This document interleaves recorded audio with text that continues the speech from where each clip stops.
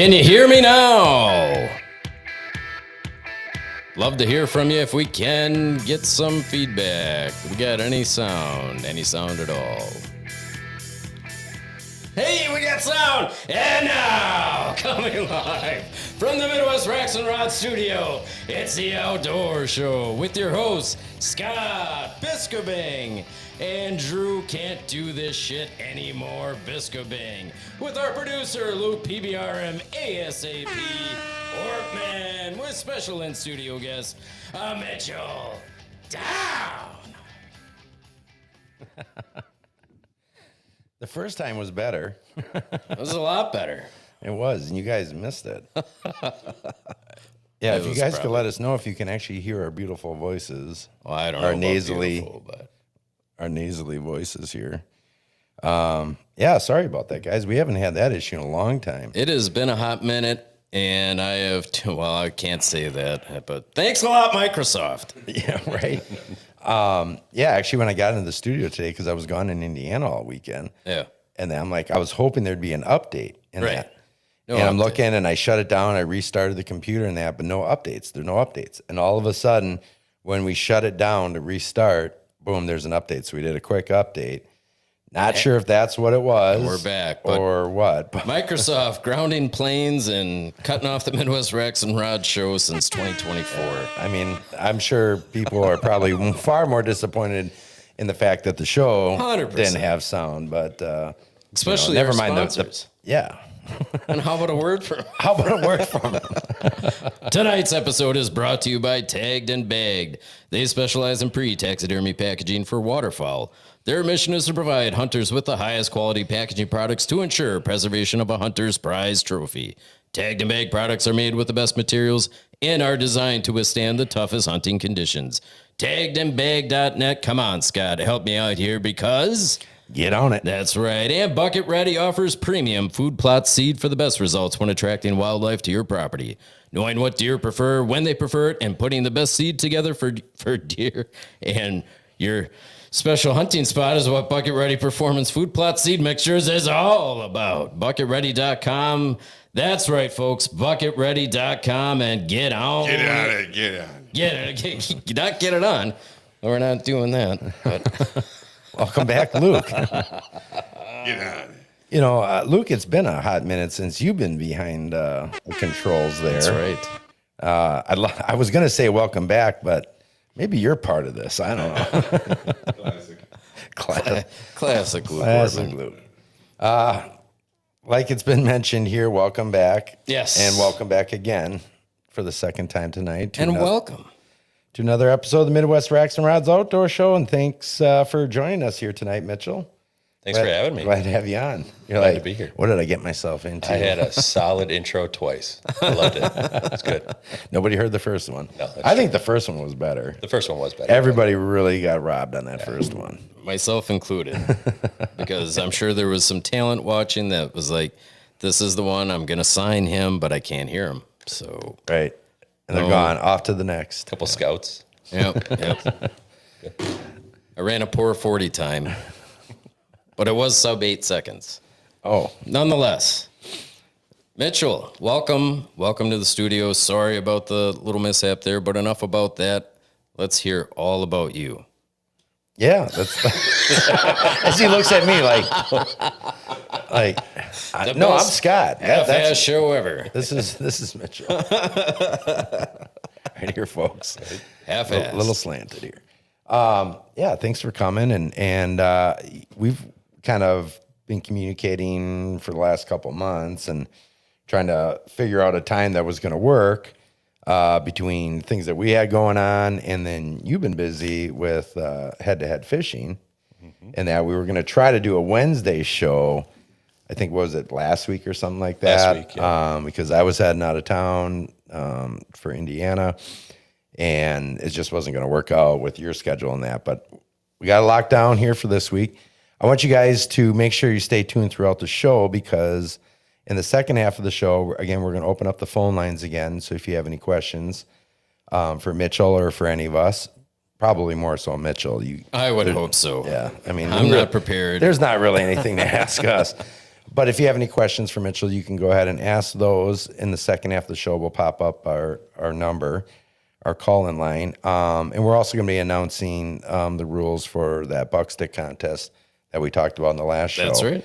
That's going to run for 1 week. And so we'll announce the winner in a separate live stream prior to the next show, so that you don't have to wait for 2 weeks. We want to hurry up and pick a winner for this, give you guys a week to get entered, and then we can send you that cool buck stick out. And that basket is worth like $25, right? A little bit more than that? A little bit more. A little bit more. Yeah. 3 figures, I believe. Get But on nonetheless, it. stop getting on anything. You stay off. So here we are, back at it again. And Mitchell, you're a big fisherman. If you guys don't know, you participate in head-to-head, NWT, things of that sort. But I think we need to take it back a little bit. Let's start with your roots into the outdoors and fishing and that. Like, how did you get your start? You know, was it as a kid, as an adult? You know, where did things get rolling for you? Yeah, outdoors in general was as a kid. I mean, my dad took me out quite a bit. Started with hunting. I remember going along with him. He was bow hunting. We were in this ground blind, taking me out, just deer hunting, bow hunting, gun season, turkey hunting. That's pretty much how I started. And then as we got a little bit older, take some trips with the family. My dad took us out to Maiden Lake up in Lakewood. We'd rent a cabin and go out there and pitch for bass, pitch for bluegill, you know, kind of like how all fishermen kind of start. Right. Get that hook. So And maybe some of them are still doing that. yeah, I still do it. Oh, I do too. I love trying to get Catch after anything. the large and smallies, Right. for sure. Yeah, I'd catch anything. So that was fun. I mean, we did a lot of hunting when I was younger. My dad really got me into it, and then kind of seriously got into it as I got into like later teens. Met some friends that did the same things that we did. Did some trips, had some fun with some hunting trips. So that was a blast. Yeah. And would you say your passion's really though in fishing, or is it not? Is it kind of it's a seasonal thing? Seasonal. Yeah. You ask me in summer, it's fishing. You ask me in fall, it's bow hunting, upland hunting. I mean, then turkey season comes around. So Yes. it's like, I get jacked up every time that season comes up. So. Absolutely. That's cool because I feel like there's certain individuals that it's like they have their one thing and one thing only, and it's like, yeah, I dabble into fishing or I dabble into hunting, but really my passion is this. Where it's always refreshing to see somebody who's just like passionate about all the different seasons and all the different things, you know, that the outdoors has to offer. So that's really cool. So as a kid, you got into fishing and hunting and stuff like that. And then how did things progress, say through your teen years or early 20s in that? Like, because that's a time for a lot of kids and young adults and stuff like that where they can kind of fade away and then maybe they come back into it. Was that something you just stuck with hardcore? Yeah, I pretty much stuck with it. I don't think I stuck with fishing as a teenager. It was more so hunting. Did a ton of hunting with my dad, did a ton of hunting with friends. We did some bird hunting trips. I was blessed to get to know a really good friend, Steve. Grew up with him. We did some hunting trips. His dad would take us out all over the place. Like he'd do some snow goose trips. We would do some Canada fishing trips. So Nice. yeah, got hooked with a couple of trips and just experiencing some new things, which was cool. Sure. Yeah. Oh, that's awesome. So out of everything that you do though, right? Everybody always has a favorite of some degree, right? What is your favorite thing? Right. Like for you, it's turkey. For me, it's turkey. whitetails. Yeah. It's whitetails. Whitetails for you. Yeah. All day. Yeah, and all the promo ads, it's walleyes, and that. But deep down, you can't help but chase those whitetails. Well, I mean, you can catch you a hear lot of I don't. This place is haunted. You can catch a lot of walleye throughout the year, but you really only get a chance at one good buck a year if you get lucky. You know, so it's like just the chase and sitting out in a tree stand in a November morning, just not hearing anything but the woods wake up. That's hard to beat. Yeah. Yeah. That's awesome. And I really want to get into a little bit more of that later on, but let's kind of talk a little bit because we are in the summer months here. We're kind of in the heart of fishing. I mean, I guess it's fishing season all year round, depending upon what you're after and that. what do your summers look like right now? You know, we're in the middle of summer. What are we at? Yeah, summer's winding down, thankfully. I mean, A little bit. Yeah, it is, isn't it? A lot of the fishing tournaments that I do are like early spring into summer. So my tournament season's winding down. So now it's a lot of fun fishing with family, with friends. I've got 3 young kids. So we camp up in Shawano, Wisconsin. So we go up there, we do a bunch of fishing out there, get the kids out after bluegill, some bass. So I get to kind of settle down and do some fun fishing now, which is nice. How many tournaments are you doing during peak season, I guess? Too many. If you ask my wife, it's a lot. I was just gonna say, what does the wife say? Is she watching? She is. Oh, okay. Yeah, I think this season was like, hey, do you mind if I do this one too? And then I just kept adding them. I probably had 20 events this season. So it's a lot of them regional, a lot of them smaller, regional, local, and then a couple of other big ones, kind of dabbling in some of the big ones. What was your first tournament that you ever did? First tournament that I ever did was a local bar tournament that my dad and I both did. He had this really old, probably $200 or $300 boat that we got out on Lake Winnebago. We just threw some rods out and started trolling, got a few walleye.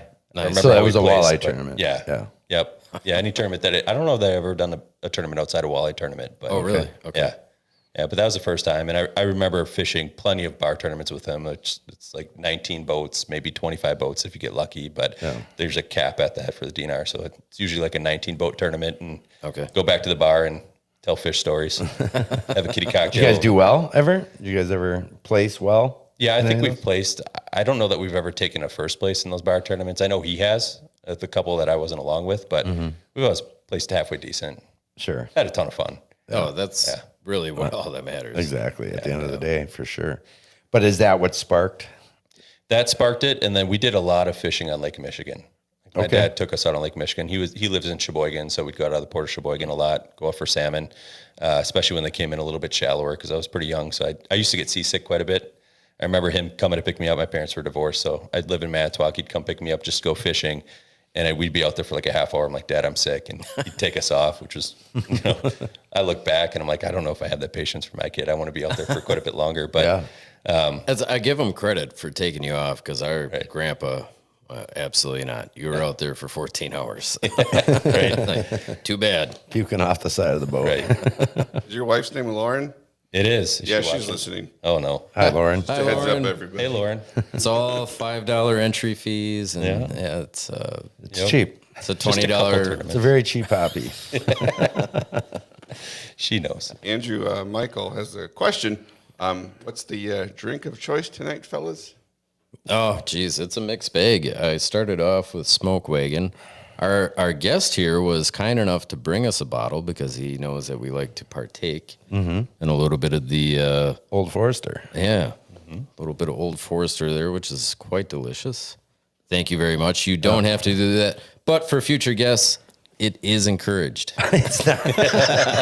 It's welcomed. It's welcomed. Welcomed, yeah, that was the word. We do have a fairly decent selection here for a studio. For a studio, but for me, I'm actually a little on the tired side here today, so I'm partaking in this first half of this episode with some vodka and some Blue Raz Bang. Oh, Bang, Blue bang. Raz Bang. Bang bang. Stuff is great. Trying to get up. Get on it. Get on it. We need to, I don't know. Never say that again. Come on, it's this thing. A half-ass show. Right. Very cool. So, when you start, at what point did you start getting more serious into what? I mean, it's a progression, right? Yeah, it is. I mean, it started with bar tournaments, and I think what I remember doing is just diving in headfirst into one of the AIM Weekend Walleye Series. I had a good friend, Kurt Yoder. My dad was good friends with his dad. We kind of grew up fishing around each other and just like admiring the fishing industry, admiring tournament fishing. So we both jumped into the AIM Weekend Walleye Series, did the full series, and just got our butts kicked. And like it was a rite of passage for us, just jump in and learn. Right. So that was kind of it. We went from bar tournaments just diving right into that, and then from there just continued to progress. Would you say that's kind of the way a lot of guys get into it into the tournament. It's just like if you wanna take that next step away from the bar stuff, and you wanna maybe get a little more serious, just kind of do it head first, or is there? Would you say, looking back, maybe we should have done it this way instead? Yeah, I mean, there's a lot of opportunities to co-angle where you can learn a lot. Like the NWT has the co-angling where we can learn a ton if you get to travel with a pro and get to jump in with a pro 2 days for those tournaments. So there's a lot of people that do that and then jump in. I don't know that's the right way, but it was a way that forced me to learn. Like my learning curve had to be fairly quick in order to compete. Sure. And there's a lot of people that jump into those and just like it's not for them. It's pretty competitive. It gets competitive and it's high stakes gambling. I mean, tournament fishing really is high stakes gambling. Yeah. So to that point, like, right, you're casually fishing, right? You're having a good time. You enter a tournament. Are there nerves involved? Are you putting more pressure on yourself that like, oh, we got to do good? How does that play into effect? Yes and yes, especially when I first started doing it, because like you want it so bad, and that first good finish is the hardest one to get, like in a decent tournament. And then after that, it just kind of like you relax a little bit, and you're just smarter. Like you start following your gut. But the first couple, like some of them were shotgun starts, some of them during the start, you go past like a stage and they call your name, and it gets a little nerve wracking at first too. Sure. And then you have to figure out how to manage your emotions and manage your mind throughout the full day. I mean, those days are 8 to 9 hours at times. So if you don't catch them where you thought you were going to catch them, it's a mind game. What's plan B, plan C, et cetera. Yeah. And when do you move? Right. Having never fished a tournament at all, ever, I would imagine that there's a certain level of politics involved in terms of, who's who and what's what, and can you touch on any of that kind of stuff? You don't have to name names or anything. Tactfully. Yes. I mean, you can do whatever you want. I'm just for your own benefit. But just, I mean, that's one of those things where I've always kind of been like, right. There's, and it's like that in a lot of different things. I mean, for crying out loud, for shoot and trap league, and that, there's the way the old guys do it, and that, like, they'll call out birds, and that they don't like that one, right, and that, and they just call again, and it's like, so I don't know if you want to touch on that. Yeah. I'd say there's different levels too. Like you get some of the local areas, and it's extremely competitive in this region. Like you get into the Wisconsin region, you've got Lake Winnebago. You've got phenomenal anglers that don't have to leave Lake Winnebago, and they still can make a name for themselves. Same with Green Bay. So there's definitely little groups that like to group up and click up, and it gets a little politicky. It's super competitive, and it does. Yeah. It does. And there's like, I try to stay neutral. I try to be friends with everybody if I can too. So what's one piece of advice you would give to a newcomer getting into that, so as to avoid conflict and that would just kind of like you said, like just kind of being friendly with everybody, keeping the peace. Yeah, and find your own path. Find your own path. Go fish. You're going to get rolled in your first couple of tournaments. Yeah. But don't go out there and start like following boats around, tailpiping boats. Don't go out there and like get out there the binos. Like there's guys that go out there with binos and like they just get a bad. Is that a pretty common thing though? I don't know if it's common, but you hear about it. You see it enough. Yeah. There's some tournament series. Like if you go into a couple of glove boxes in some of the boats, there's binos out there. They want. Is that allowed? Yeah. Yeah. Yeah. But it's just frowned upon. Amongst fellow anglers. Yeah. Like it's not kind of cool. Yeah. Go find your own stuff. And that's what I've always been. Like even if I hear about something where you can, like regionally, I still want to go find my own stuff. Like go challenge yourself to go find your own bite. It's really hard to chase a different bite. So. Yeah, I've never fished like that. I always cast right next to where he can, because I'm like, well, that must have been a cast right on top. He's like, hey, he's been catching right. I'm gonna put everyone right on top of yours on the other side of the boat. I suck.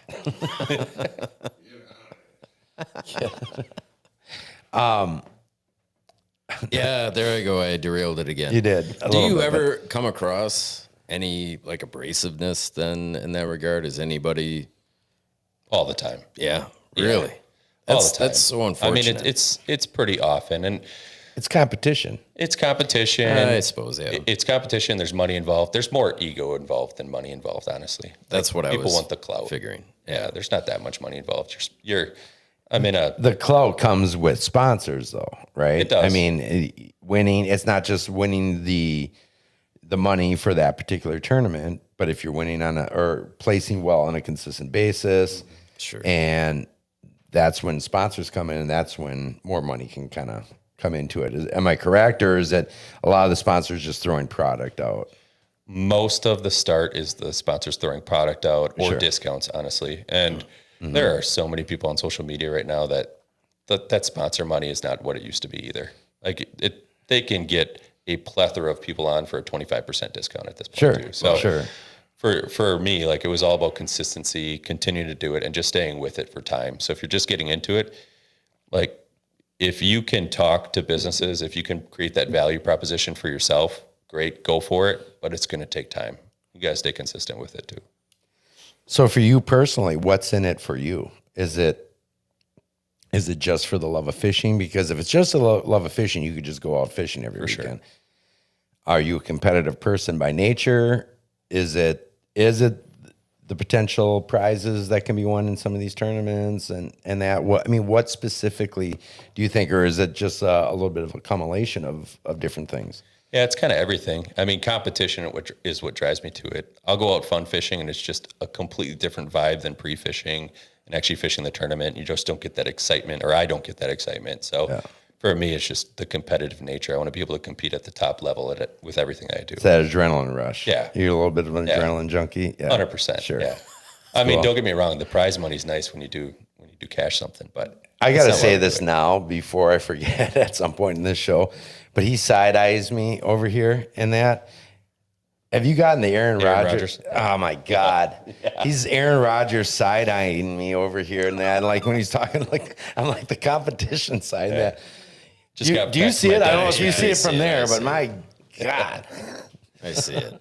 I went to college in Green Bay, and I'd get that all the time. Really? That was like right when Rodgers was a rookie and then came through, right? Like right when Favre left and he started playing. So, No, tell me you ran with that, right? yeah, right. And I haven't figured out how to make money doing that yet. But. Because I gotta tell you, I had a hell of a time at Tilted Kilt one night just by pretending I was a Green Bay Packers scout. Nobody believed you were a player. That's for sure. Right. Like when did they get They midgets? confused on the me team? for an Oompa Loompa a couple times, but certainly not no Packers player. Oh man, you're absolutely tripping me out here over here. I'm like, why is Aaron Rodgers talking to me about fishing right now? But then it's like, yeah, it's the competitive side. I get it. Yeah. Like the younger Aaron Rodgers without the ponytail. Yeah. Right. Yeah. Yeah. Darkness Yeah. retreats, cut. all that. Yeah, all that less, stuff. you don't have the crow's feet that he has now and all that stuff. So Your side eye resembles nothing. John Malkovich or something, maybe. BTK. Gary Busey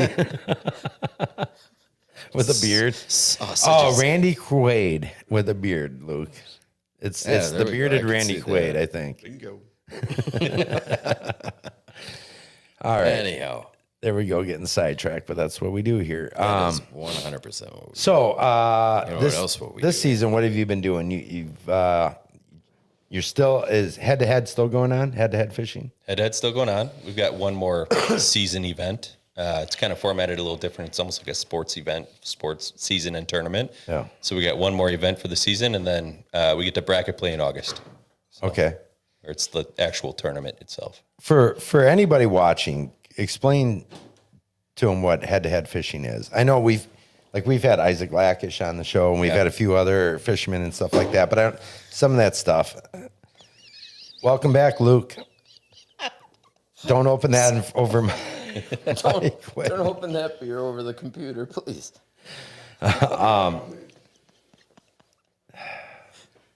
Again, folks. So yeah, if you could just kind of explain that. Yeah, I think Isaac did head-to-head as well. Yeah, he years did. ago, Yeah, but I don't know how much we got into that during that episode. So Brian Keller owns the Reel Shot out in Appleton, and he wanted to kind of reinvent the walleye fishing industry and just bring something new to it, and wanted to do the live stream thing, which is really cool. It Really is cool to be live. It's fun to watch. It is, yeah.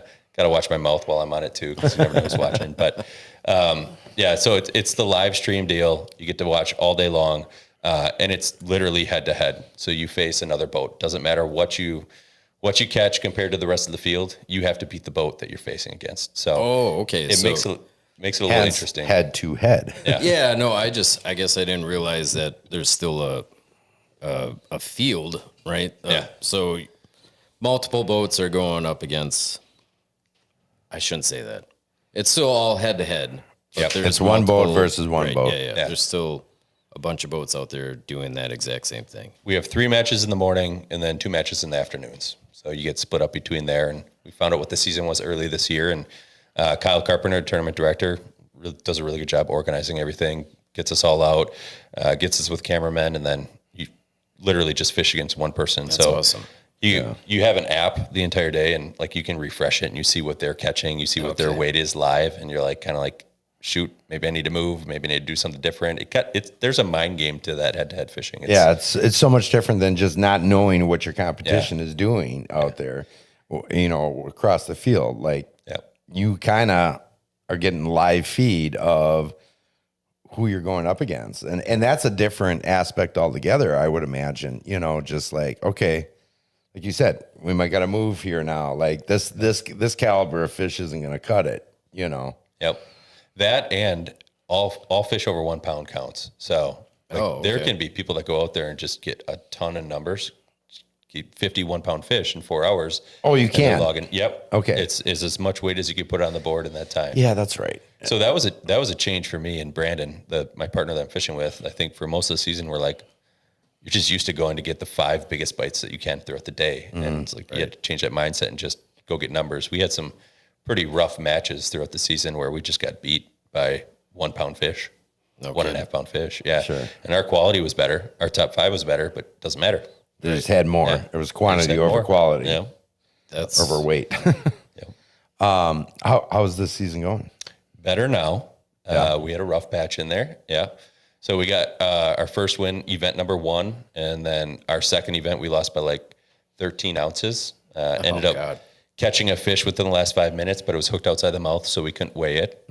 Never got that bite, so we lost that match, and then it was kind of a plethora of things that happened. Labeled as like a snag? Yeah. It was like the fish swiped at it. Yeah. So Brandon threw a ringworm out. It was nipping at it. You could see it on live scope, and I threw a rip and wrap right behind it. It was like 2 rips, and boom, I had him on. We were all jacked up, and it comes in, and it just swiped and missed it in the mouth and got it in the face. So can't weigh that fish. So we ended up losing that match, and we kind of went on a rough streak where, like, if you look at our record and there's stats online with it, we have the 4th biggest weight of the year for the season. We've got the 3rd most total fish caught. We just have gone against some banner days for everybody else. So we lost a bunch of matches. We're sitting in 6th place right now. We have 3 wins. There are 4 teams that have 3 wins, so we could actually come out of it after next week in the 4 or 5 seed if things go right. So that's pretty cool. Yeah. At this point, we just need to make it to bracket play. We just need to make it a tournament because it all is even at that point. The slate is It's just getting in. Just go win. And then, Yep. Well, kind of like get into the playoffs, and then it's everybody's. Yep. Luke, what are we at for time here? 8:10. All right. So we got a little bit of time here before intermission. Perfect.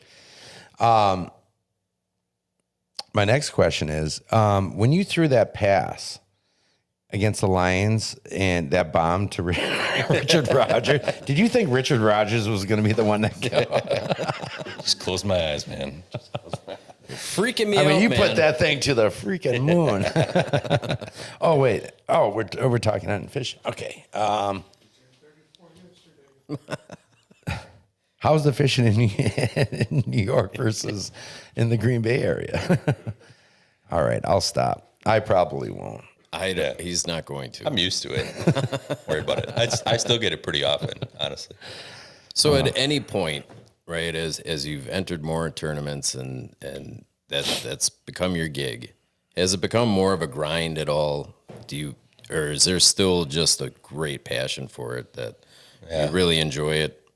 You don't see yourself stopping at any time. I don't see myself stopping, but it is a grind. Yeah, especially in tough seasons like mid-year this year. It's like, man, I don't know that I want to keep doing this. And then you get a couple of good finishes. You just have some good days, and you get back into it. Usually by the end of the year or end of the season, I'm like done. Yeah. I don't even know if I want to fish next year just because it's exhausting. It is exhausting, and I got a great wife that watches my 3 kids at home while I'm doing it. So it's a toll on the family, but like she loves that I have the passion. She wants me to go pursue it. I just need to figure out. Yeah, it's huge. That That's is huge. Absolutely. There's apps. If you're married and your spouse isn't on board, it doesn't mean that they have to have the same passion as you do or whatever. But if they can accept and it's few and far between, and there's the good ones out there, and it's an absolute blessing to have, a significant other in your life that's going to support you in your passion. Yeah, instead of dog you about it and that. I mean, we've seen all the memes and things like that. Right. So that's fantastic. Because I even whitetail hunting. When you're having a grinder of a season and stuff. There's years where I'm like, like we had talked earlier before the show and stuff, like with self-filming and things like that. Like, why am I lugging all this extra equipment out here for? I don't have a TV show. I have this and that, and I could share it on the page and stuff or whatever. But like, Right. I was self-filming so much that I started to almost dislike hunting, just for all the extra work and that. And I would do it, and I did it heavily for multiple seasons, and it cost me dear and things like that. And then I started just to almost like lose. It was a little bit, but I mean, I felt it. There was like something internal where I'm like, this isn't the same anymore. I remember when you and I had that conversation, you're like, I'm not even enjoying hunting like I used to because of this. Right. I need to dial it back. Yeah. And that, for you to say that, because if you know Scott like I do, I mean, he lives and breathes whitetails. Right. Or hunting of any kind, really. Yeah. So. Yeah, it was one of those things. So like when you're putting the pressure on yourself in tournaments, you're grinding and grinding and grinding, like you said, and things aren't going your way, like I could see that 100% where it'd be like, I don't know if I want to do this next year, or if I do it, I don't know that I want to do it with the same intensity, or you maybe lose that passion a little bit, Right. Kind of like, and nobody wants to admit that, right? Nobody wants to admit that they're losing a passion for something that they're passionate about, Right. Because then it's like, because that's almost somewhat of your identity, in some ways, right? That people look at you like, oh, that's Mitchell, man. He's obsessed with fishing. That's his passion. He's obsessed with hunting, and that's Bisco over there, man. That guy lives and breathes, hunting season and those kinds of things. So it's a hard thing to admit to yourself sometimes when you just have a little bit of a burnout. But then all of it, like you said, the same thing with the fishing. You get back on them, and all of a sudden that adrenaline comes back up, and you're like, nah. I never said that. And even in my own head, I never said that. Right. You shoot a big buck, you shoot a nice buck or whatever. You're like, no, it's still there. Right. Or it's just, there's ebb and flows. You hit your 7-iron squarely, and you're back into it, baby. It only takes one shot to get me back on that course. That's right. That's right. Exactly. On the 18th hole. Oh, let's not talk about golf at all. Stop. Are you a golfer? I do golf, yes. Yeah. That's amazing. Not a great one. I mean, to find time for all the different things. I talked to my wife. She's like, how come you're not into golf in that? I'm like, I was actually for a short period of time in that. I'm like, I just don't see how I could possibly focus on golf and fishing and hunting and all these different things, all these passions, like, and then still maintain any sort of family life that's reasonable for you and our child, and that, like, that's just not feasible for me anyways at 47 years old. Sure. With a 6-year-old at home. Right. Yeah. No, it makes a big difference. Man, I like to stay busy. I think I scale back something and then I always pick something back up. I don't know what it is. Like I'm on the board of directors for Learn to Fish with us as well. They teach young kids how to fish. They do a bunch of clinics, Nice. so it takes up some time. I'm part of like keel fishing game. I just keep adding stuff. I don't know why, but We'll have to talk later. I'll scale it back, and then all of a sudden it's like, nope, I need more. I need more, and it's something wired within me to. That's something we've actually talked about, like wanting to like volunteer some time for, and then we'll have to talk about that. But Awesome. myself and some of the guys from the team are involved with Camo, Kids and Mentors Outdoors, and that, which is hunting, fishing, everything. We volunteer a weekend for their Joe hunt and that around the Poignette area, mentoring and taking first-time hunters out, kids out hunting for the first time. They don't even have their hunter's education yet. Like they go through like a weekend long course, but it's not the official. It's just to see if they have any spark in that. We handle the firearm all the way to the point that they get to shoot the gun. And I've been doing that for the last couple of years. It's rewarding. Founding member Elijah Keller turned me on to them, and it's a really awesome program. And so that's great that you guys are doing that, or that you're involved with that. Anything we can do to get the youth off of their tablets, off of their phones, off of their video games, off of screen time in general, and get them outside doing things. You can just see it. I see it in my own child. And that when I get him outside and I get him outdoors, when I get him fishing, 2 weeks ago we were up fishing up on Kai's Lake and that's all he wanted to do the entire time. Dad, when can we go about? I'm like, it's 90 degrees. It's the middle of the afternoon. We'll go this evening again. Right. Like just pump the brakes. Like you can go ahead and keep casting off the dock and catching little bluegills and stuff all you want.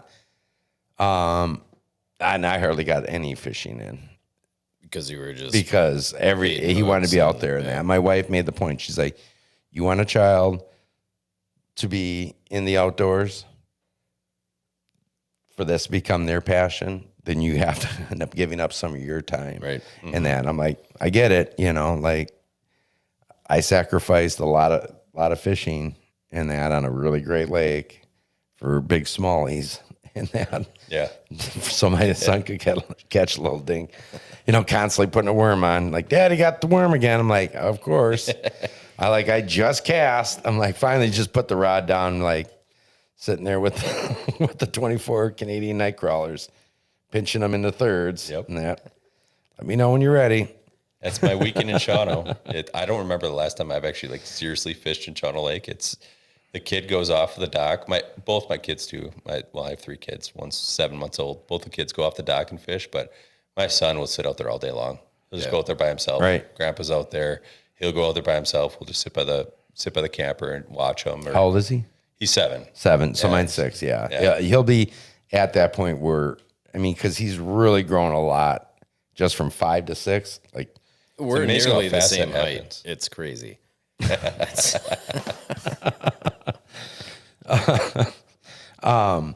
but it is like to see their enjoyment and their excitement. It's like, man, I remember getting fired up about catching little bluegills off the dock or, off the side of the pontoon, like it's a lot of fun. Last year he got a pretty decent little bass. It was like a little 12-incher in that 10, 12-incher. And he's stoked. fighting it in that with his little Spider-Man pole. Yep. Yeah, when And can I that- get that back, by the way? I got him a new Zebco this year, so Nice. you can have it back. Something nicer than I do. But with that said, I think Luke we should be at that point for intermission, huh? And then we're gonna come back. We're gonna open up the phone lines. So we'll be back in about 5 minutes. So stick with us. Pour yourself a bourbon, grab a beer, Indeed. run to the restroom, whatever you got to do. Stick with us, guys. We got to, or just sit here and watch our advertisement from one of our sponsors with Buckstick and Stealth Outdoors. And we'll be right back, and we'll take some questions and phone calls if you want, and talk a little bit more with Mitchell about fishing and hunting in the outdoors. That's right. We'll be right back.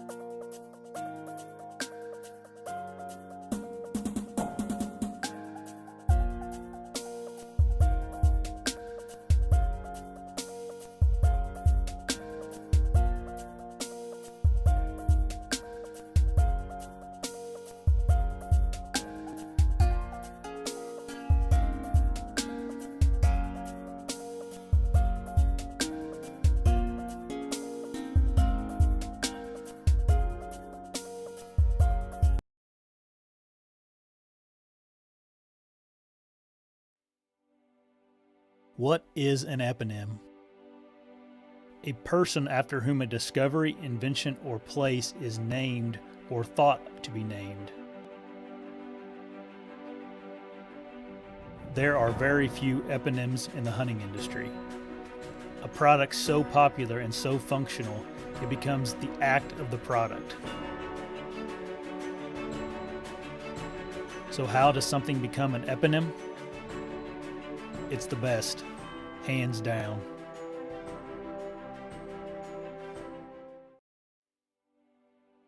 What is an eponym? And the second segment is brought to you by Stealth Outdoors. Stealth strips from Stealth Outdoors not only eliminate metal-to-metal clank, but they also improve tree stand silencing and concealment. Hunters who use stealth strips love stealth strips, so what are you waiting for? Go to stealthoutdoors.com and be sure to enter our discount code MWRR10 for 10% off your order. That's stealthoutdoors.com, MWRR10, 10% off. Get on it. Get on it.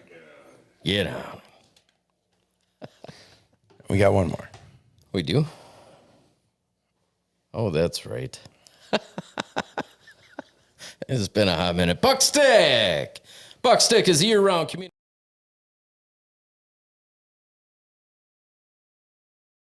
Mock scrape system designed to present the three main glands at the ideal height for white-tailed deer. Go to buckstick.com. That's right, folks. Buckstick.com. Come on, Scott. Come on, Mitch. Help me out here. Get on it. Get on it. And while we're Yahtzee. talking buck stick here, Luke, you can go ahead and pull up the number there if you want. You don't have to go back to that. So we had Jason Trader on 2 weeks ago, and we said we were going to be doing this giveaway. That's right, the giveaway. And what's that, Luke? Oh, you got it. Oh, yeah. We'll get to that in just a second here. Well, in the next segment here, just Yeah. so yeah, we have the buck stick giveaway That's that right. we talked about. And here's what you guys need to do. It's pretty simple. There'll be a post that's going to come up tomorrow. Okay. And all you need to do is like and follow Midwest Racks and Rods Outdoors on our Facebook, Instagram, and YouTube page. If you don't have one of those, that's okay. You know, It but is if you okay. have 'em. Like, I'm not going to make you get an Instagram page if you don't have an Instagram page. But there's no reason why you can't subscribe to us on YouTube Right. and follow us on Facebook, because that's where you guys are watching us on one of those two. But we also would like you to follow us follow Buckstick on both Facebook and Instagram. Right. If you have. I mean, obviously you're going to have one of those two social media sites. So that's basically it. And then you're just going to like the post, and we will draw a winner in 1 week. 1 week. Are we doing a special? It'll be a special live that we're going to do for That's that. right. It won't be on a show. We'll just do a separate drawing in that. I think we'll have my son spin the wheel or something like that. Well, come We'll have on a little- down and spin the wheel. We'll have 'cause Spencer I don't spin the effing wheel. believe it. And we'll draw the name. Now, what we're going to do, I'm sorry, for the next episode, we're going to also draw a hat giveaway too for Buckstick. A buckstick hit. Yeah. And it's going to be people who are watching that episode live, and we're going to draw a name. Luke will keep track of, who's watching stuff. Love that. And we're going to pick a random name, and again, we'll spin the wheel, and somebody will get a Buckstick hat as well. Y'all are forced to watch us now. What you have the opportunity to win is the actual Buckstick, the original Buckstick itself, a T-shirt, Fantastic. and a decal from Buckstick. That's- And you can go ahead and get that out in the field right away and get that communication system working immediately. This is not an item that you have to wait till it's getting close to the rut Right. to put out. This is something that's a year-round communication system. It's using the three major glands for communication that whitetails use. Now they have many other glands, but the three main ones are preorbital, interdigital, and forehead gland. And that's what the system utilizes. You're with this kit, you're not only going to get the buck stick, but you're going to get the entire glands, because that's what comes when you purchase a buck stick, or a buck branch, or a buck vine. It's not synthetic. 100% pure gland. Right. Pure Exactly. gland. And those gland scents all come with it. So if you have any questions about it, feel free to reach out to us or to Buckstick as far as how they're used, or just simply watch our last episode. Right. And we have one from earlier in the year too, with Jason Schrader as well. So feel free to reach out if you have any questions about how Buckstick works. And I highly recommend checking out their Facebook pages and Instagram pages, and you can see the evidence for yourself. It works. The proof is in the pudding in that. It's very easy to be skeptical. Words is hard.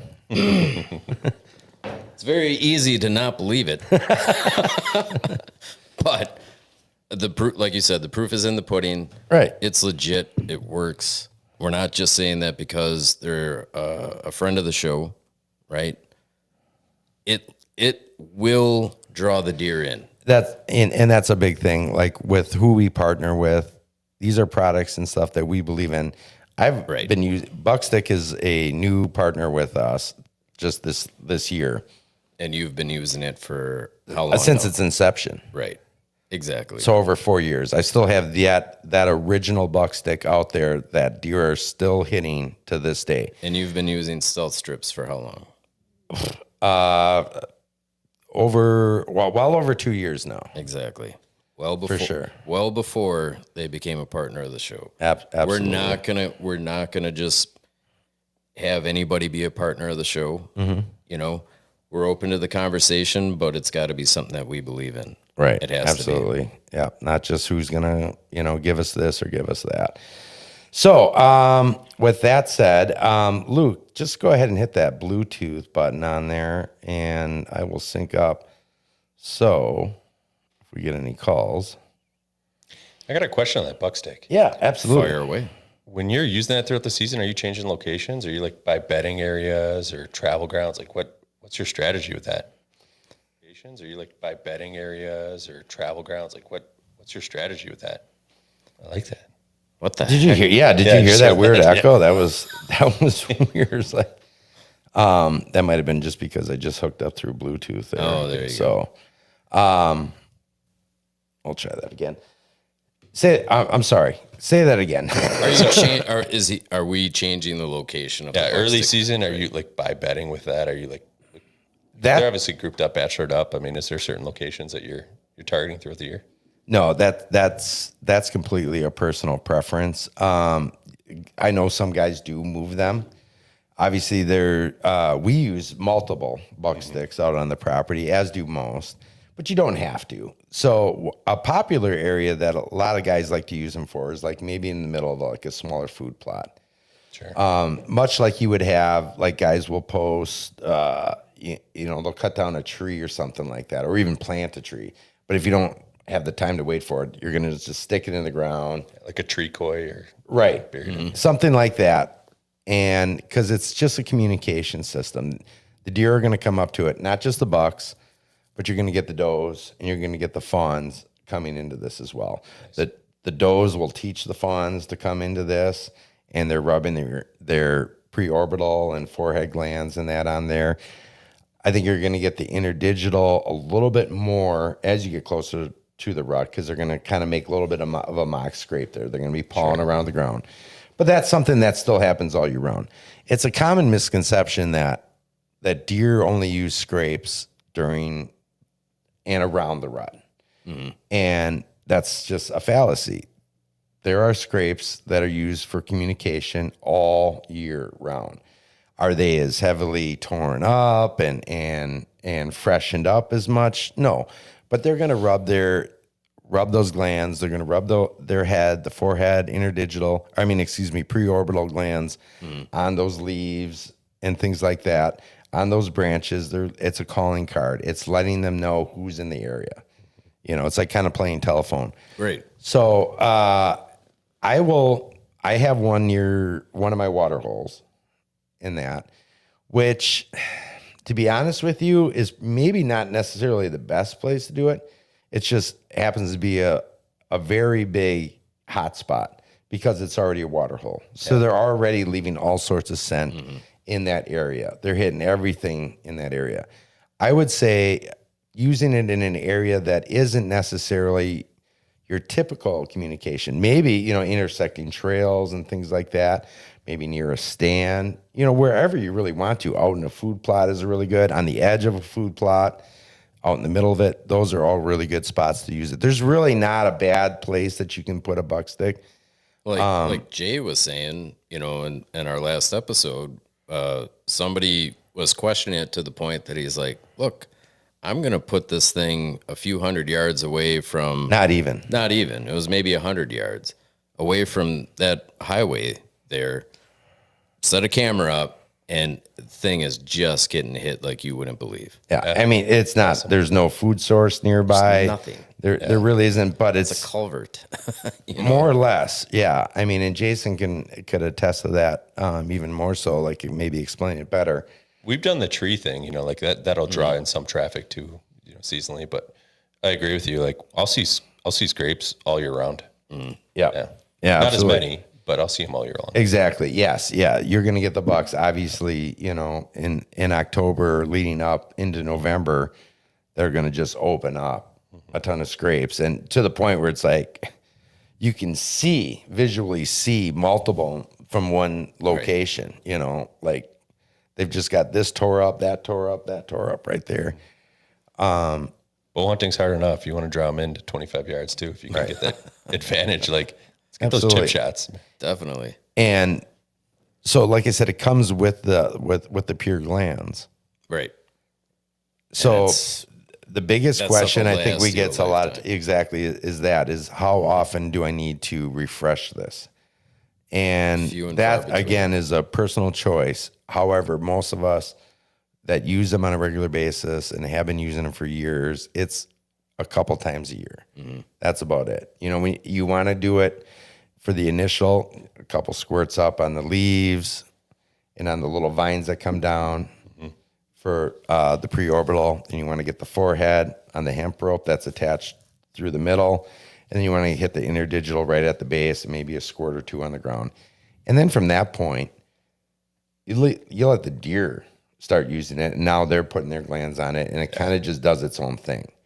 Glands, dander. If for some reason all of a sudden they're not hitting it and you want to move it, obviously you wear gloves and be as scent free as possible and wear boots and things like that. Rubber boots. And then, yes, of course. As Jay would attest. Right. And then go ahead and then maybe refresh it, a couple little spritzes there. But those bottles, it's incredible the amount of pure gland that you're getting. Right. And it Pure will last you. Operative word. Right. There's no synthetics. Right. Like that's a big, big deal.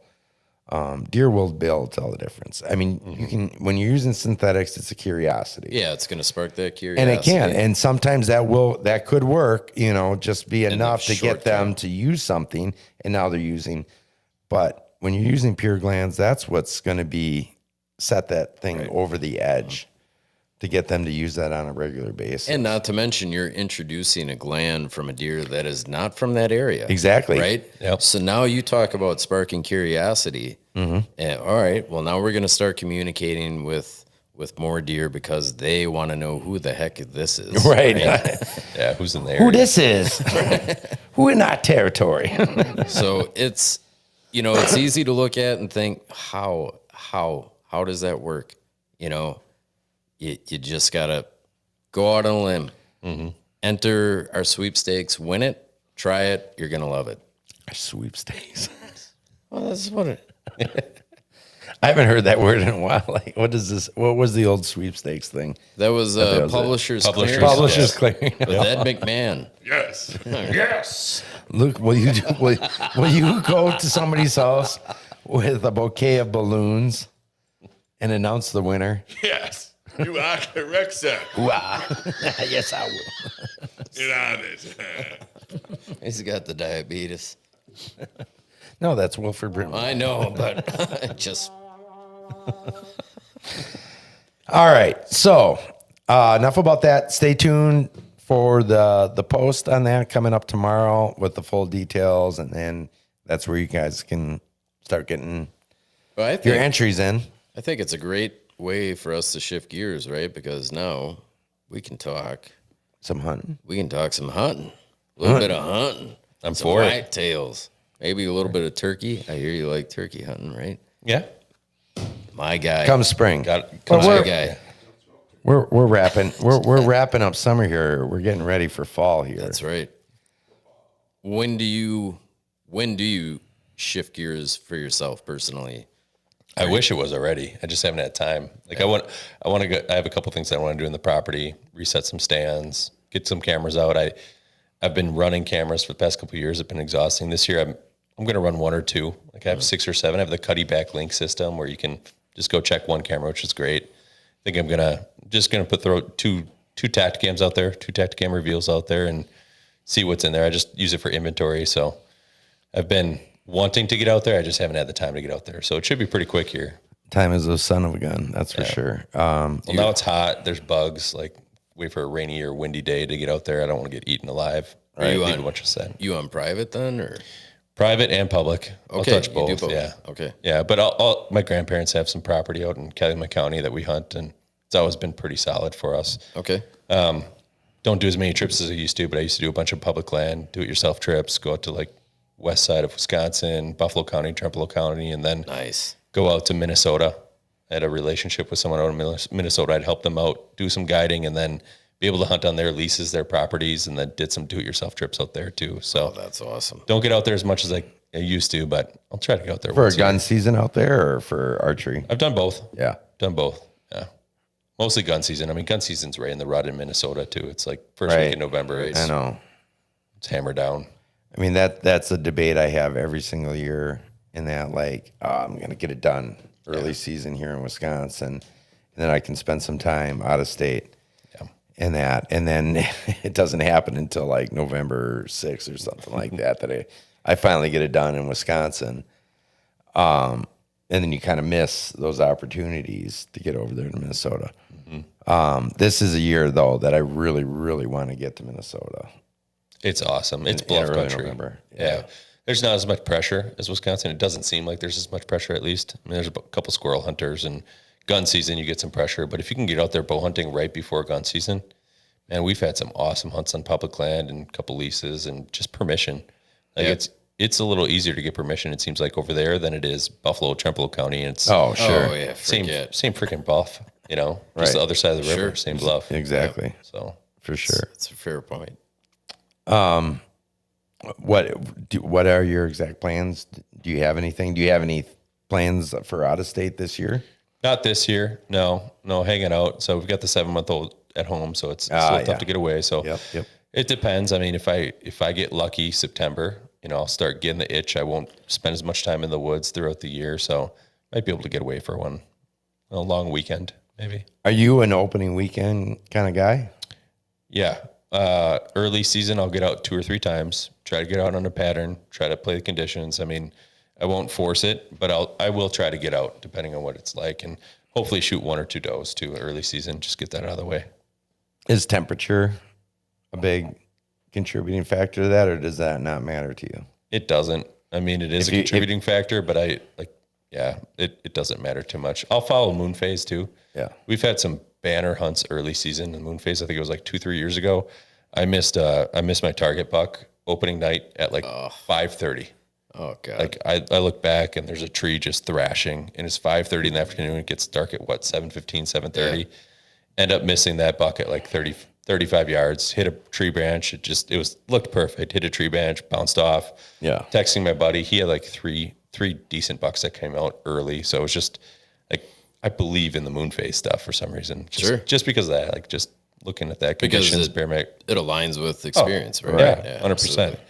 So I'll start looking at that kind of stuff, and I'll just pick and choose my days. I don't get out as much. I think I used to get more deer just because of grit, like get out as much as you can, and I don't have the time to, so just be smart about it, and you don't put the pressure on the deer. Yeah. I know early on you got a lot of deer. just by sheer grit. And I feel like as you've gotten older, maybe a bit wiser, you've gotten very, and you'll grind it out if you have to. Mm-hmm. But I feel like you've really have gotten, for lack of a better term, just really smart with your hunting and just knowing the lay of the land and what the deer are doing and not putting the pressure on them as much. Yeah, that's why I was asking about like temperature and all that. Like I actually at hunting early season, unless I have a buck that I'm after that's super patternable, like he's still in that summer pattern in that first week ish of the season. Because it doesn't take much more beyond that first week. Right. You might get 2 weeks, and then they really their patterns start to change. Yeah. And if I can't get into those locations where I know that he's frequenting, I'm just I have anxiety about like just blowing him off the property for the season. You know what I mean? And some of that's all in my own head as well, but. I used to be a lot more be like, oh, can't wait. Like, boom, opening weekend. I don't care the mosquitoes. I don't care temperature. Like, I'll figure it out. It's fine. And not really having that patternable buck and just going out there just because you're so amped up to do it. And now I'm like, oh, I'll see you in October. I think you've really refined your technique in that regard. Right. It used to be about hours in stand, and now it's about quality hours in stand. Right. I agree. Weather fronts and pressure systems and things like that. I'm picky, so I'll go low impact hunts early season, and we got a food plot that's kind of away from all bedding areas and stuff. Sure. We'll get deer in there, and I just want to see deer. Honestly, it's opening weekend. I want to see deer, so I'll try to get out. I have a really cool spot that's public land that I'll throw a ghillie suit, just the jacket on, and I'm in like 3 or 4 feet of grass. I'll just hunker down.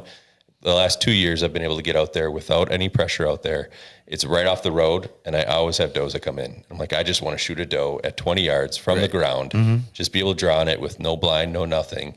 And I've had some really cool hunts just doing that. So that's been fun, just to like challenge yourself, do something different. Don't put the pressure on the deer that you want to put pressure on, and fill the freezer in the process. Hopefully. Right. Yeah.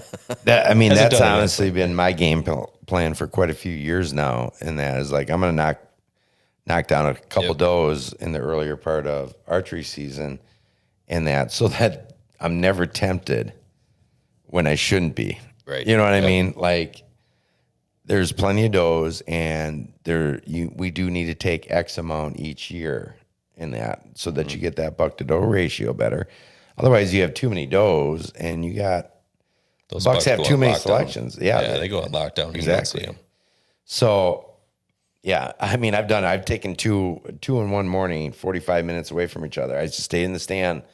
I'm like, I can't stay too long because the temperature's kind of warm. Yeah. It was the second or third weekend of the season. It was at the very end of September, and I shot one right away at like 7:30 in the morning. And then 45 minutes later, another one came in, shot that one. I'm like, okay, now I got to take care of 2 deer, get them out here, and it's warming up. It's getting warmer and warmer. Got to get them out of here and get them cleaned out and stuff. But then it was like, okay, now I can focus on bucks here, and then maybe I'll take another doe during gun season. Sure. Kind of thing. Like, do we have any questions, Luke? Did any questions pop up there? Oh. One question from Brian. Uh-oh. Ask Mitchell, Aaron Rodgers, about Wisconsin bow bros that he started with his friends back in the day. Yeah, great question. Wisconsin Bow Bros. Wisconsin Bow Bros. Such a great name. It's actually something I wanted to bring up, and Yeah. thanks to your dad. Yeah, thanks to Dad. Glad he's watching. A couple good friends of mine. So I talked about a couple friends that got into hunting with, like, we all got into hunting together. We got into bow hunting and just kind of progressed from there. Steve Palmer and Jake Lindeman. We started filming our hunts, super low quality, like just like one night. My buddy's like Razor phones and It was like one of those JVC like handy cams, Oh yeah. My buddy texted me. He's like, let's go hunting tonight. You know, I want to set up a ground blind. I think they're coming up here. We had no experience whatsoever. Like, we had some experience, but not enough. Like, we screwed up more than we were successful. We wanted to film that hunt. So we go out our first time and go set up the ground blind. He brings the handy cam. He's like, you're going to shoot. So I brought my bow, and I just bought this Matthew Z7 Extreme. Favorite bow to this day. Favorite bow to this day. I'm mad that I sold it, but that was an awesome bow. And it was like the first year I had that bow. This doe comes in right where it's supposed to be, 30, 35 yards away.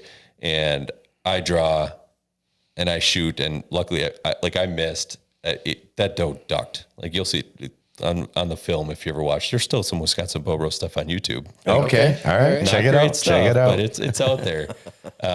It dropped. I missed it. And he's like, she'll come back. I know she'll come back.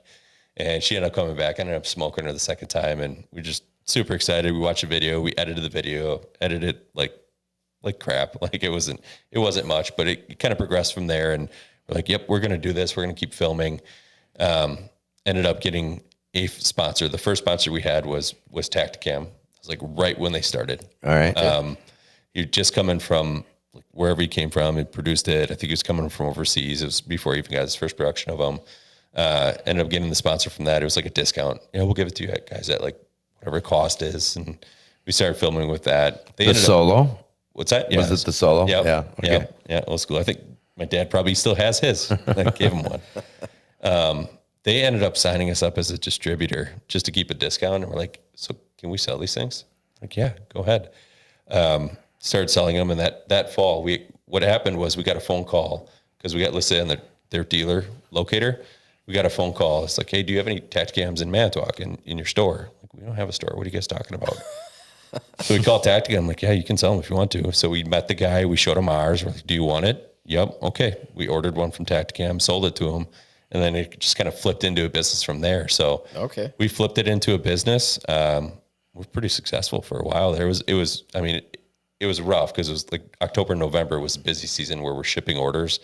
My buddy's dad had a warehouse where he ran a fastener business out of. So we'd keep all the stuff in the warehouse and then ship the orders. So we got Predator camo. We had Cuddy back. Like, we got some really fun gear, like good gear just from having it. And we expensed the gear, obviously, for research and development. Had to make sure it worked. Expensed a couple of hunts. Yeah, absolutely. We got to go out of state with a couple of hunts. So it was a cool experience. We did a bunch of filming, turned it into business. Before we dissolved it, I think we were at like $500,000 in sales with it. And it was like right around the time where like someone's got to go full time.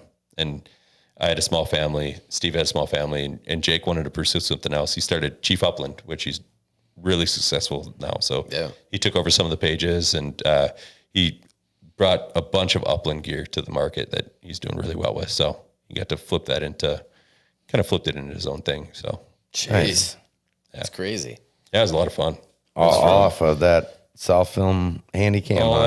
That's what sparked it. And then, we got a couple bucks on there, a couple small bucks on there. And we had our Minnesota hunt out there. And that's where I kind of got burnt out from hunting or filming while hunting. Cause I had a 145 inch buck come in, like a big 9-pointer with a crab claw, beautiful deer that I grunted, right down this bluff, and this doe comes in, and all of a sudden this doe just shows up. She's at 30 yards. I'm on the backside of this tree, and I can see the buck right behind her, and I hear him grunting. He snort wheezes, which was awesome. It was really cool. She walks right past me to go up the bluff, and I think she was just curious on what grunted, right? She walks right past me to go up the bluff. I go to draw because the buck's coming through at like 15 yards. She must have caught the movement. So she took off. He bounds away to like 35 yards behind some brush. I watch him for like 5 minutes. I've got the camera on him for 5 minutes. Well, I had the camera arm on the wrong side.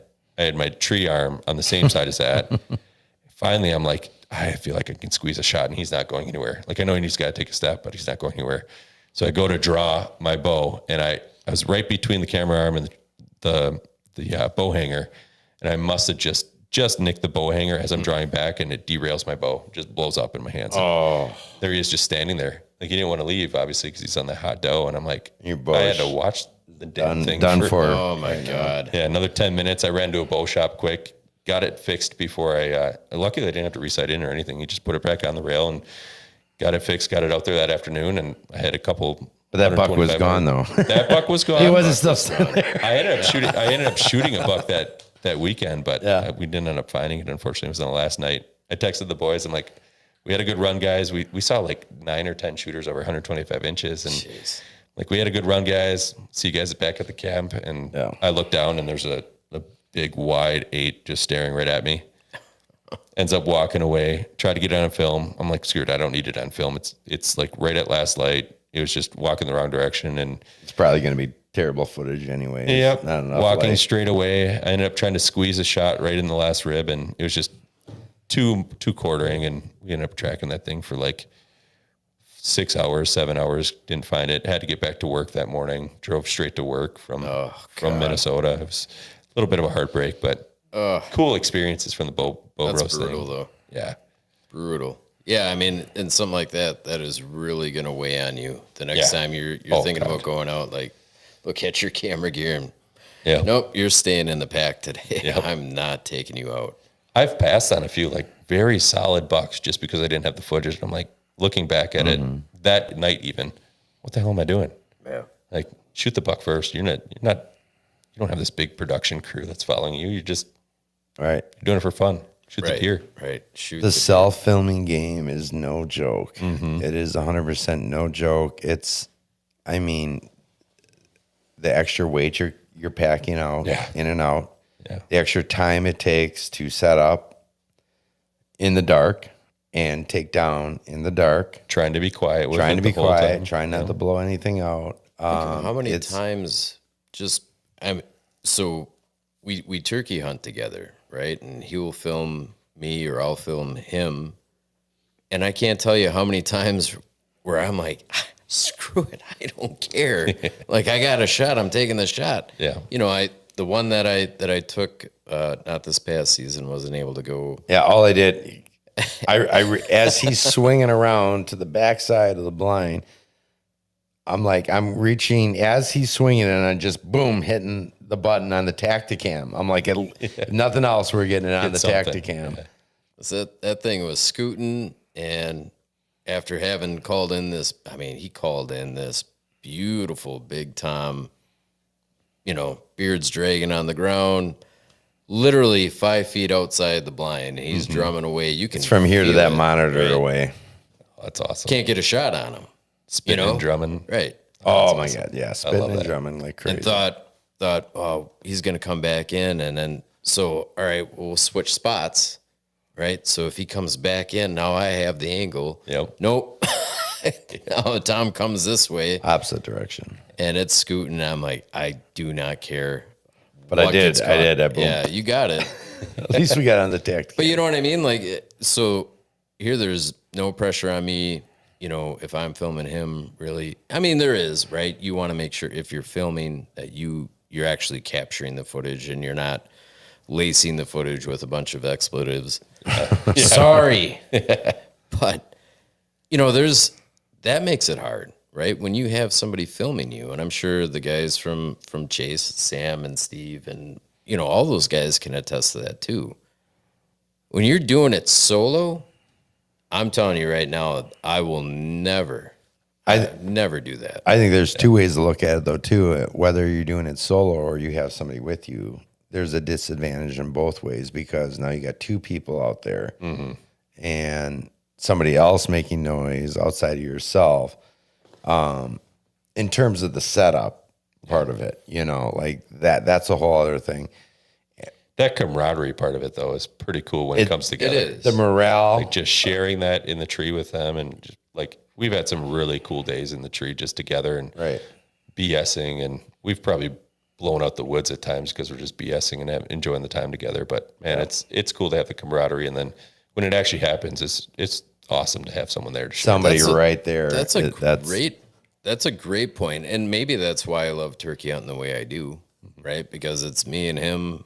We're chop. I mean, you're just still being quiet, but you can chop it up while you're in the blind, and kind of help pass the time. And it also helps that he's a hell of a lot better caller than I am. I mean, if I had to turkey hunt solo, I wouldn't be the turkey hunter that I am. So You'll get there. But yeah, like it is really next level to self-film and to put that time and effort into it. Just filming, like I said, filming in general, like having somebody else go with you in that, it's enjoyable, but you are taking some of your advantages away from yourself out there, which we're already up against it. Like when we're talking about whitetail hunting and that sense, sight, sound, all these different things, you really got to be on your game to be successful out there and to get this stuff on film. Luke, we got a question. Brian would like to know if you have any pointers that are pheasant dogs at all. Yeah, he should know that. I think he does know that. Got 2 bird dogs. Got a German short hair that's, she 9 or 10 years old now. She's getting older. She's not done yet, but she's getting older. And then we have a wire hair as well. So Which one do you think is the better bird dog? so far, the short hair For upland? Yeah, short hair. 2 different styles. And my short hair is like a bull in a china shop when she starts, and she's just like go, go, go. I mean, she can follow any dog into a field. And High even now, intensity. she's gone. Yeah, she gets on a running bird. She'll pin it, she'll point it, and she'll wait for me. She will hold the whole time. She's a great dog, but she is like on it. And then my wire hair, he's learning yet, but Sure. he's been picking up her scraps. Like she'll chase a running bird, and then he'll point birds that she Wire hair, fox terrier? What? No, German wire hair. Sorry. German wire Yeah. hair. Okay. Yeah. So short hair with a beard. Sure. Just Because I know beautiful red beard. there's lots of different wired hairs out there, and I think the fox terriers even are. I've seen guys use those for Yep. bird dogs as well too. Yeah, they're quite a bit smaller, right? Yeah. Well, they got that kind of like nose shedding type, cockapoo, hypoallergenic type dog. Yep. And that, but almost like a larger schnauzer.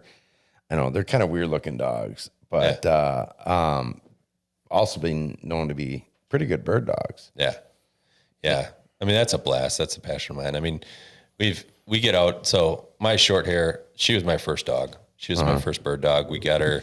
My wife and I was moving out of an apartment in Green Bay. We bought a house in Manitowoc. I was cleaning out the apartment in Green Bay to move to Manitowoc, and I just got bored from cleaning. So I was scrolling Craigslist when Craigslist was a thing. I don't know if anybody's on Craigslist anymore, but there's an ad for Scammers. Right. There's an ad for short hairs in Maribel, which is halfway between Green Bay and Manitowoc. And I'm like, I'm going to go surprise my wife with a dog. She loves dogs. I knew she was going to be excited. So I got there. And the guy was selling a Chahanda dirt bike, 80. Yeah, right. Yeah, don't get me wrong. Like, I've learned my lesson. I'm going to go to like reputable dealers. I got a great dog, don't get me wrong, but it was a little sketchy looking back at it. Right. It is Craigslist. Yeah. Yeah. Anyways. So I put a ton of miles on with her. Just we didn't have kids. So every weekend was like, let's just go figure this out. Let's go walk. Another question on the line from Ted Miller. Ask Mitchell if he will do H2H again next year if given the opportunity. Yes. Yes, I will. Hold on. We asked the questions here. Oh, okay. Will you do H2H next year if you have the opportunity? For sure. Explain what H2H is. It's head to That's head. head to head. Yeah. Head-to-head fishing. So Ted's Like in the head to tournament. head. They're Okay. the third seed right now. Ted and Cody are third seed. They're hammers. They're doing well. Was that a dig at you? Is he? No, Oh, I see, think he's I going think to he's do honest, yeah. head to head. Let's not start controversy for the man when I he heard said he something doesn't about like to ruffle. abrasiveness feathers. earlier. He just wants competition. He's Yeah. been rolling everybody else. So Right, competition is you know, good. We put up a fight against him in Lake Winnebago, and we'll beat him in the championship. So How many years have- Ooh, words spoken. Get on it. You heard it here, folks. You heard And I it here apologize first. if you said this earlier, but how many years have you been doing H2H, as it were? So it's been a different format. This is the first year that I've done the full season. Okay. It's been kind of a different format since it started. I jumped into one the first year it started. They did a couple local events. Then they did the Pro Walleye series. And then that was like right after COVID, and a lot of the sponsor money was just gone. So they struggled to do the Pro Walleye series again. So they started this back up. So 2022 was a year off. 2023 is a new format. I don't know what the vision is for next year, but I plan to jump in it again. It's been fun. Ted can probably say it too. It's been a blast and just a different format and different level of excitement and anxiety when you're fishing. So I think it is, right? I mean, the way that you explained it, I think that's pretty cool. That, Yeah. hey, it's any species, right? Anything over a pound, right? all walleye. It's still walleye. It's but it's over a pound. Any walleye over a gotcha. pound. Any Yeah, walleye I should over a specify pound. that. Okay, yeah, okay. Any all walleye right. over a pound. But that's still pretty neat, Yeah. right? So, and the fact that here you lost one by what you said, 13 ounces. 13 ounces, yeah. 12, 13 So it's ounces. literally something like that. right.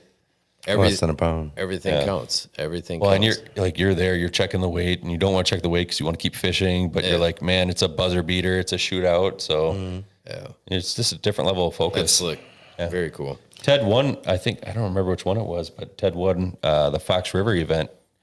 Must have been 2022, 2021 with Jeff Nectarline, and like he'll even say too, it's just once you get to bracket play, it is game on. It is like exhausting because you're so focused, you're so dialed, and every fish counts, every cast counts. You only have 4 hours to catch as many fish as you can. Jeez, And then you got to do it again the next day. that's crazy. You know, you start winning in bracket play, you just got to keep doing it. Let the competition begin.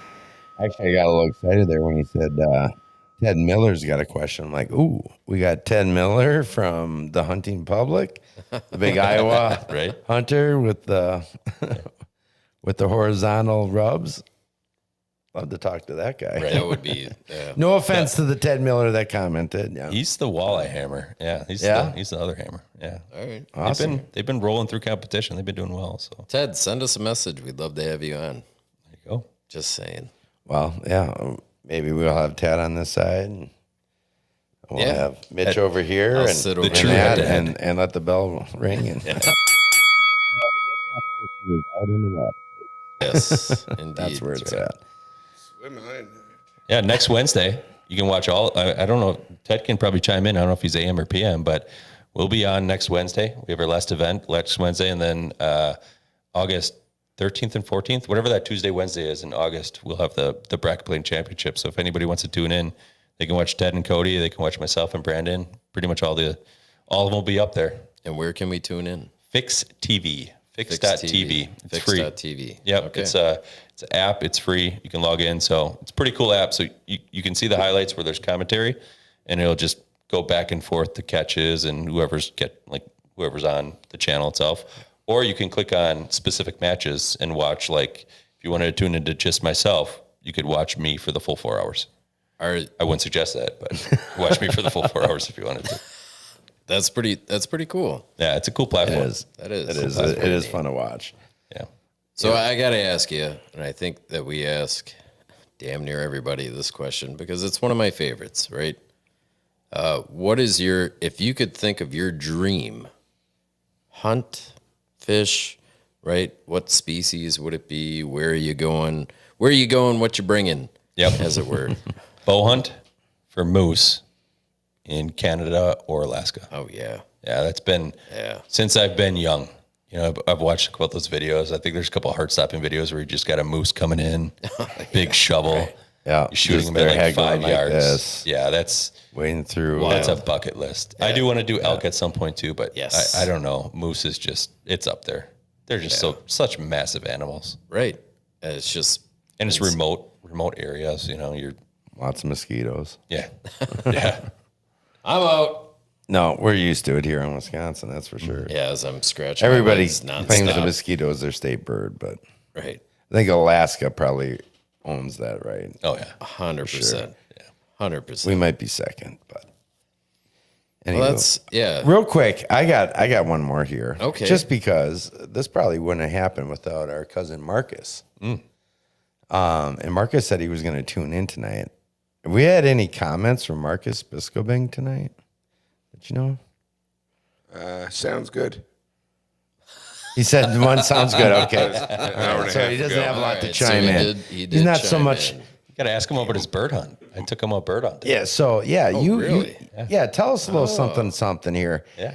Tell us a little something about Marcus, our cousin here, who's not really much of an outdoors person per se. I mean, he likes the outdoors. He does. Not so much the hunting side of things. He's not a big hunter or anything like that. But I think you had a little something you wanted to tell us here. put him on the spot. I mean, I think dude why just- not? The dude's in it for experiences. Like I've taken him fishing. He's awesome. I took him and his 2 kids fishing. Oh man, 2 Fridays ago. I had my kids out. I had his kids out. We did some fishing for a brief period of time. It got a little hot, and the kids wanted to go to the beach. So like we drove all the way up to Green Bay to go to the beach after like 45 minutes of fishing. But we did. I think all the kids caught a fish, which was cool. So got them out fishing last year. So I work with Marcus. Marcus is one of the directors at Titus Talent Strategies, where I'm at. We work together, and we've worked together in the past too. Get along really well.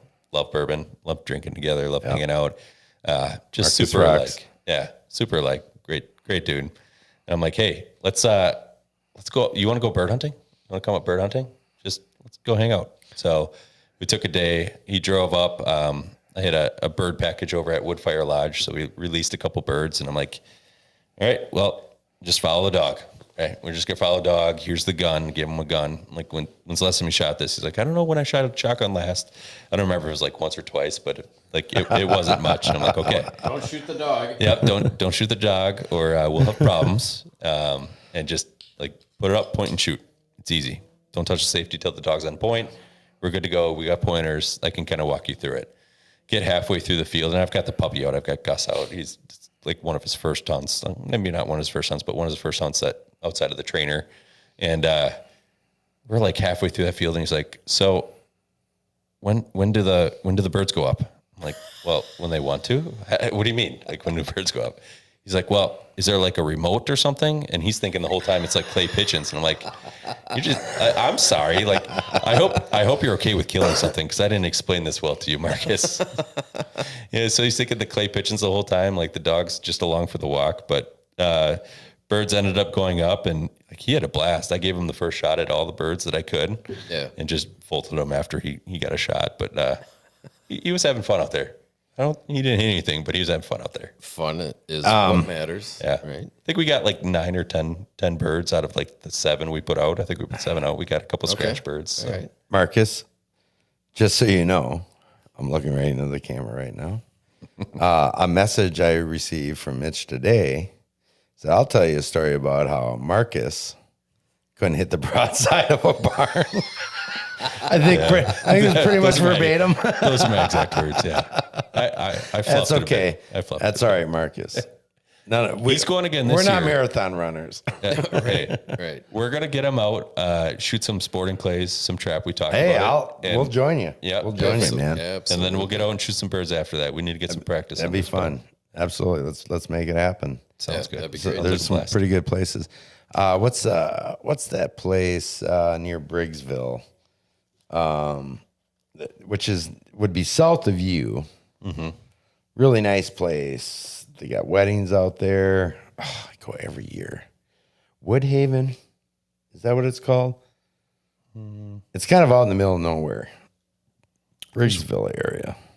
There's one in Cascade that has weddings out there, and like Yeah. a Winery. winery. Yeah. Yeah, that's I can't remember the name of that one.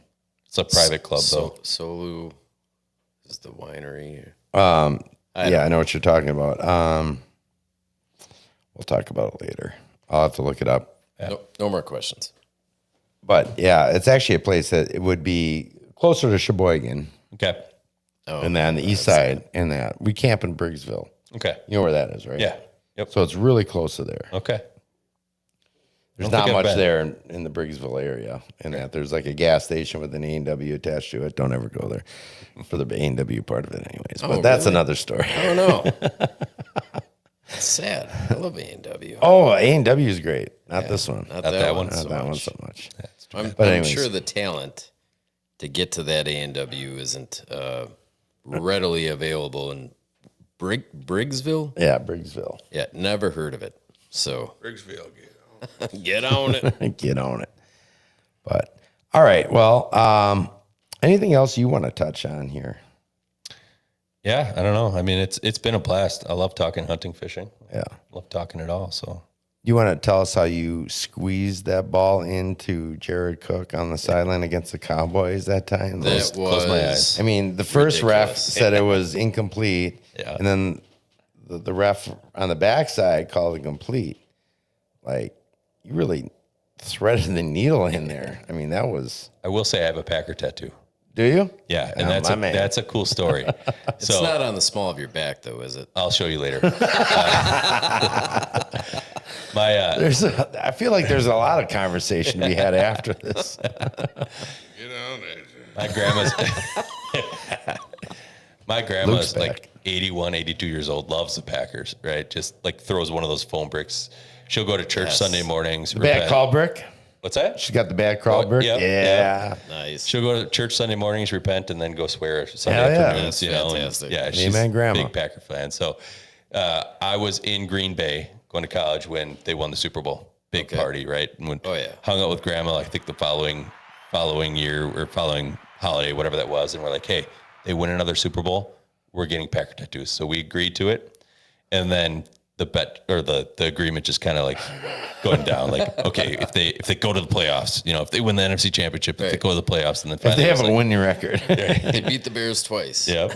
It was the year that they won the division, and they had to beat the Bears to win the division. I think it was like the last game. I don't remember if it was like 2013, 2014. Like we're going to do it. We agreed to it, and they won that game. So I got a Packer tattoo on my shoulder, on the back of my shoulder, and she got one with a heart right on her forearm so she could show it at choir. She wanted it over her heart, but she's like, I can't show that at choir. So she put it on her forearm with a heart there. And every time I go over there, she's like patting it if they win, or she's crossing it out if they lose. You know, That's like that's awesome. our Packers. That's you know? a Go great Grandma. story. That's awesome. I wouldn't have gotten a Packer tattoo, but that story's pretty hard to beat. Go there. With her. Yeah, that is. Yeah, I'm wincing a little bit, and she's just over there like she grew up on a farm. She's like, yeah. I'm just glad your grandma's not a Bears fan and Right. that she made you get a Bears tattoo. That Right? would have been. Yeah, that wouldn't have happened. Oof. That wouldn't have happened. Luke's back there, like gagging. Awesome. Well, Mitchell, All the above. Aaron Rodgers, Mr. Daun. Strip down. we appreciate you making the trek down here Yeah. Yeah. and hopping on the show. And thanks to our cousin Marcus for kind of orchestrating. And what's funny is because I think you and I were already friends on Facebook for like several years and that. And it was me. I was like, I said to Marcus, I said, how do you know this Mitchell guy in that I'm friends with on Facebook? I'm like, you show up as a mutual friend. He's like, oh, he's like my boss. I'm like, oh, really? And then it was like earlier this year, he's like, yeah, he'd come on your show. I'm like, hook it up. That's cool. Like, I don't care who it is, when it is. You know, anybody wants to hop on the show and talk outdoors. That's what we're all about here. Talk all about the things that we're passionate about. And I'm for it.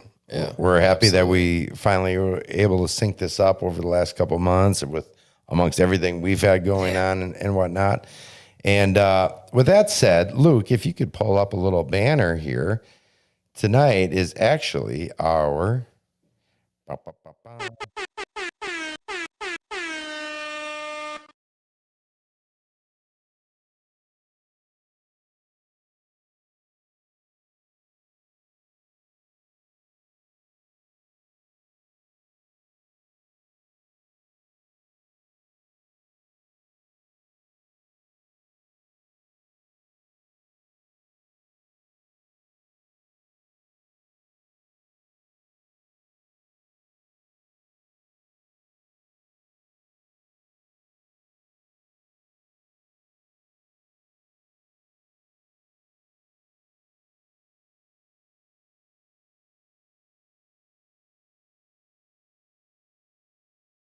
bit more.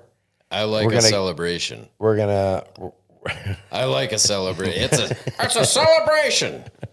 we'll get into a little bit more, but yes, it's been 5 years of this Half-assed.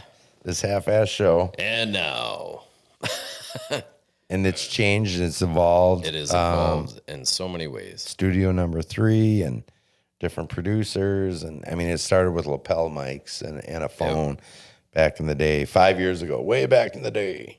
Right. But 5 years does feel like a long time. And back then, you guys, you know, it was always like, yeah, see, yeah, talking like this, see, Into a lapel mic, see? I don't know lapel mic, see, Yeah, we shot a Well, buck. See? that's the way people talk back then. Yeah, absolutely. That's how long this has been going on. That was in the 20 teens. Right, the aughts. We're as in it the were. we're in the 2020s now. So it's a different time. You wouldn't understand. Yes. You can't pronounce it, or you can't understand. He can't pronounce it. Oh, okay. Yeah. Luke, you got anything else for us? Anything you want to say on your behalf, or any excuses you want to make for tonight's show? No, watch it back on subscribe YouTube.com. Yeah, check us Go to youtube.com. Click on it. on it. Click on it. Hit that like button. Hit that subscribe. Hit the notification bell. All that good stuff. So you never miss a wonderful rendition of the Midwest Racks and Rods Outdoors Show. Yep. So, guys, make sure you stay tuned for that promotion for the giveaway with Buckstick, and we'll see you guys in 2 weeks. For the celebration. Absolutely. Until then, Always outdoors.